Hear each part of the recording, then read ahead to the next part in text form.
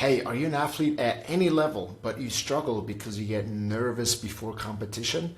If so, give me the next 5 minutes and I'll outline the biggest mental mistake that I've observed athletes make that you must avoid at all costs before competition, and I'll give you something to do instead. And if you want the full checklist with all 7 mental traps that I've identified that will literally ruin your performance before you even know it, then drop me a line below and I'm happy to send that to you. Now, for those of you who are just getting to know me, my name is David Karasek. I'm from Switzerland. I'm a former Olympic swimmer, and I've helped athletes at all levels, from the 10-year-old who goes to football practice twice a week all the way to an Olympic champion, and I've helped them how to be relaxed during competition. And here's the thing about performance anxiety and nervousness.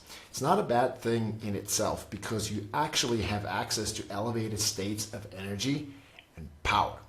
But it will hurt you if it makes you lose focus and if you don't know how to refocus. Or in other words, if you're not aware that focus left the present moment and if you don't know how to bring it back into the now. Okay? And what I've observed in the last 5 years is that most athletes and parents think that feeling nervous or anxious before competition is a sign of weakness or not being ready. And they kind of feel alone in this because they're the only one, or they think they're the only ones experiencing these scary emotions, that war inside. And it's hard to ask for help because in their mind, it's equal to admitting that they're mentally weak. And I get it because that's been like the story of my swimming career for most of it at least. And what probably happened was that you watched the Olympics on TV with the big crowds and the reporters there, and you saw the world's greatest athletes in the final looking very calm and collected and focused just moments before their most important competition of their life. And then the commentator goes, "Look at her, not a nerve in sight, as if she was born for this moment." And so that then becomes the ideal that athletes and parents think is normal for athletes.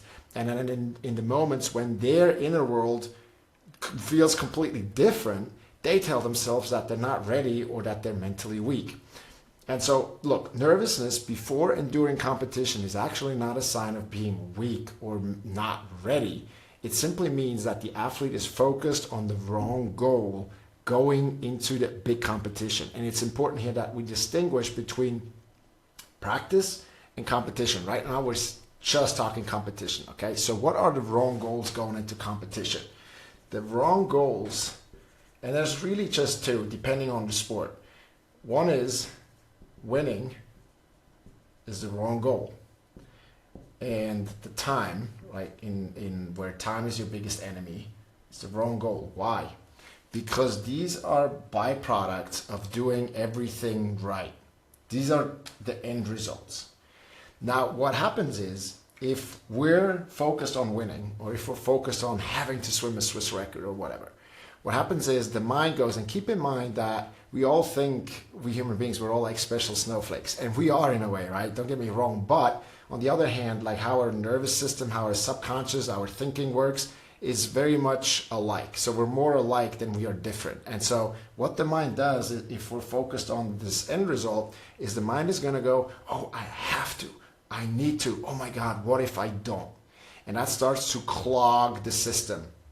And we get in the thinking brain, right? We get in the front part of the brain where we're thinking, where we're overthinking. And that clogs the system, makes us slow, it makes us tense. The muscles are not relaxed, and then they're not doing what they're supposed to do. Now, what are the right goals to focus on?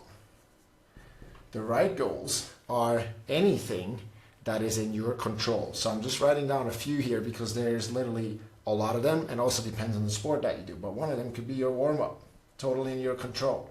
One of them could be your breathing. It could be what you eat, nutrition, right? It could be your stretching. There's many, but they are in your control. We call them your controllables. And my promise is, now look, what's important here that I gotta add is it's normal for us to go from the right goals and then focus on the wrong goals for a little bit. And there's also a lot of uncontrollables here, like the refereeing, like a bad opponent that is playing really rough, the weather, like crowd chanting, whatever.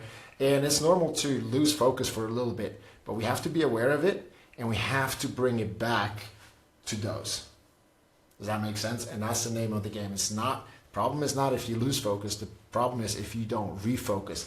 And so what my exercises for you is like, make a list of things that are in your control that you can focus on, and then the next game you have, try this. You'll see your mind is going to go here, and then just gently bring it onto that. Okay?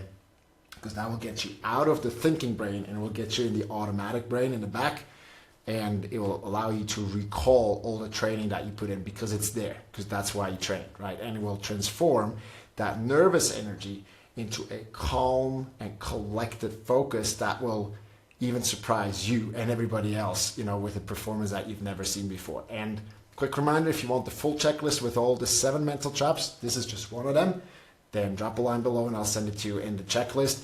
Look, I've prepared it specifically for athletes to demystify the process of like performance anxiety and turn that into focus and calmness and power. And if you grab it today and you start using it, you can have the best competition of the year as soon as this weekend.